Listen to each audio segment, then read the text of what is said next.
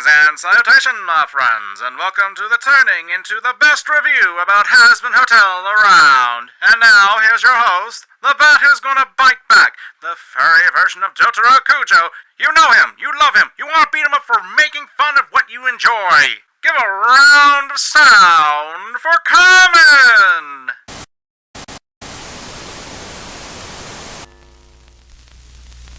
Ugh, God, doing that old-timey radio voice hurts like hell, and let me know when we're about to transition. Mr. Kamen, you're on camera now!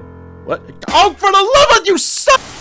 I think it's safe to assume that when it comes to my videos, it's a bit of a hit or miss sometimes. Hell, I don't even know how many of you are actually watching this video right now. But at last, I must dance this dance of madness once more, this time talking about Hazbin Hotel, for the third time in a row. Now, more than likely, if you're watching this, you are one of my newer subscribers. You are probably here because of exactly Hazbin Hotel. I mean, it's a popular topic, people are still talking about it, and people are making theories.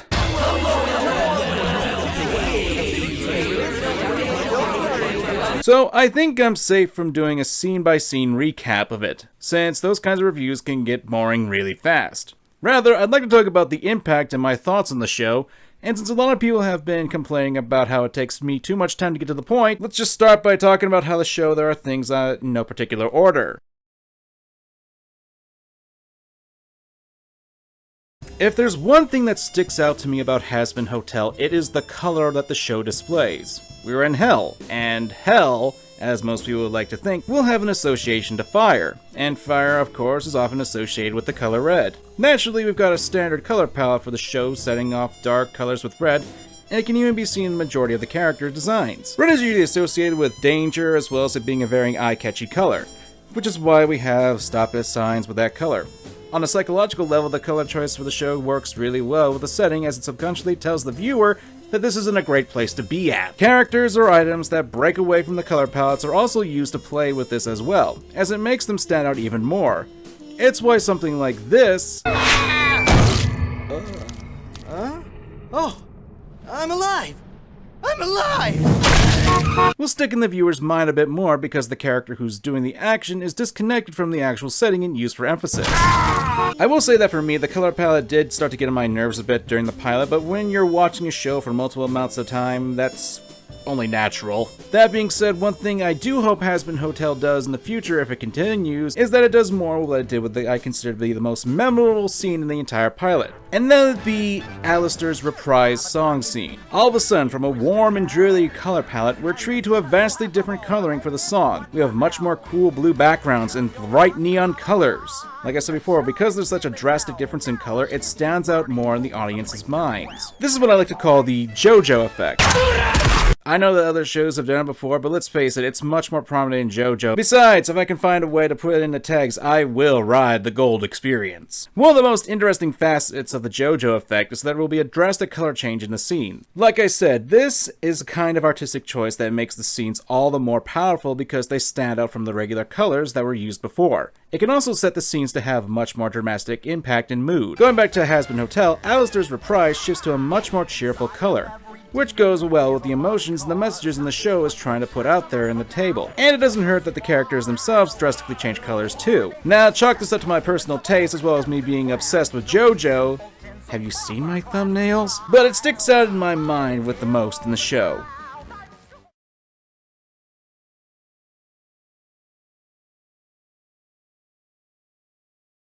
This will probably be the most controversial section of the video, I say. I shouldn't be making definite claims like that, but designs didn't light the world on fire with me. That isn't to say they're bad, but they don't really play to my personal tastes. And yes, there is a difference between subjective taste and quality. Each of the characters stands out from each other. None of them have the curse of the same body syndrome. Hell, if you do a silhouette test with the characters, you can easily tell who's who since none of them really hold extremely similar shape, but still hold similar design elements to one another once you bring the details into them. I already brought up the color aspect, but looking at the designs, you can easily tell that the characters have elements and designs with each other. This can be seen in the line work most of the time, as each of the characters rocks different clothing and styles from varying time periods. Alistair has that 1930s radio show motif, Angel does the sassy porn star look, He's got it going on with the 50s style, etc, etc. This gives the characters their own unique look and can make them stand out, but to me, that in there lies a bit of an issue. I'm totally willing to accept that this is just a me problem. All you ever do is complain. Because there are so many kinds of styles and motifs being taken into account, as well as there being so many different times in history, and considering that we're going to be getting more characters added to the main cast, like a 90s dog girl and a 1920s flapper, I worry that it'll be too much of a disconnect with the cast. Yes, they have a color palette that works well with each other, but it leaves a bit of a jarring experience to me, especially when you consider that if we go to more specific settings, that being a hotel, there should be a more of a uniform theme going around, specifically for the characters who are actually going to be working as hotel staff members. Although I understand this might be possible considering, well, they're demons. They probably don't give a shit about looking professional, but I would, at some point, like to see a more consistent element in the characters other than just warm colors. As for why I don't like them, just chalk it up to personal taste. I like there being a more cohesive design elements to characters, especially when you consider that most of the characters are associated with something, like an organization or a business. For another compare and contrast, let me talk about the writer designs for Kamen Rider 01. You fucking would. Common. So far, we have about 5 different writers in the show, and you can easily tell that the writers are a part of different factions. The 2 groups of writers that are a part of each of the same faction have similar design elements to them, but you can tell they are from different teams. From things like the belts to the style of the armor, you can tell who's who on whose side in a single glance in a fight. It's not obviously a one-for-one comparison, but I'm giving you guys an example of what I prefer in design element. And I say prefer because this is totally a subjective stance that I hold and don't expect anyone to agree with me. Well, except those who do like it too, but whatever. Win some, you lose a few hundred.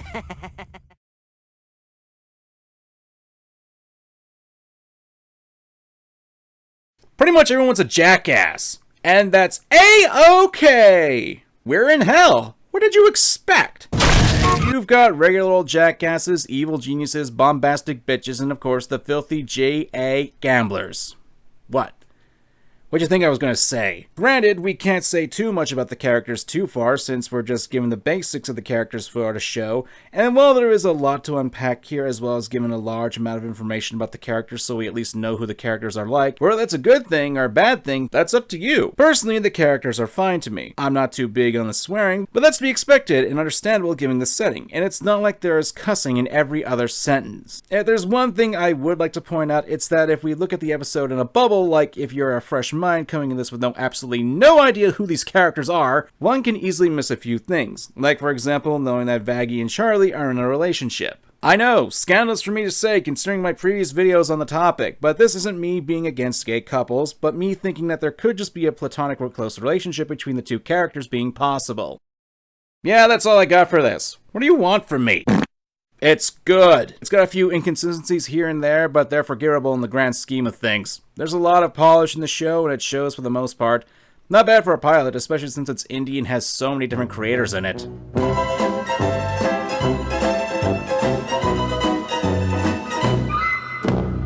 A good show gets you interested in the cast. A great show gives you invested in them. So how do you do that? Well, riddle me this. You add a pinch of mystery to your characters. If there's one thing that Hazbin Hotel does well with its pilot/first episode, it's that it leaves a lot of questions that resonate in the viewer's minds. For example, why is Charlie so nice if she's supposed to be the daughter of the Satan? What's the deal with Alistair? How did these characters die? Will their deaths play a role in their redemption? These are all questions that the pilot introduced to the audience, and will allow the audience to view the show in future hopes of answering these types of questions. Heck, we already got theory videos about it already. No, not him. No, shh, he is legend. Theory videos about how the characters died have already cropped up on the scene, and those are doing pretty good view-wise. Maybe I should try doing that sometime. These are things that people want the answers to. Look around. We got a bunch of fucking Harlequin babies down here. You're one to talk. Honestly, I'm not sure if I can really talk about the story here. It's the pilot, not the actual first episode, technically. It's subject to be changed, have elements to be edited, and various other things. Like, in all honesty, while the base of the show is interesting, wanting to reform demons and lost souls so that way angels from above don't go around killing everyone that walks on 2 legs, the one thing I am willing to say about the story is that it does feel a bit rushed and a tad bit busy. Granted, subjectivity and all that jazz, but with the influx of characters and the overpowering personalities of each of the characters, It can get a little bit busy and overwhelming unless you're really paying attention to what's being said. Still, I'm able to remember the main cast names, their motives, and their personalities. I'm just saying the story could be a bit messy at times. And this is the part where I get a bit more negative.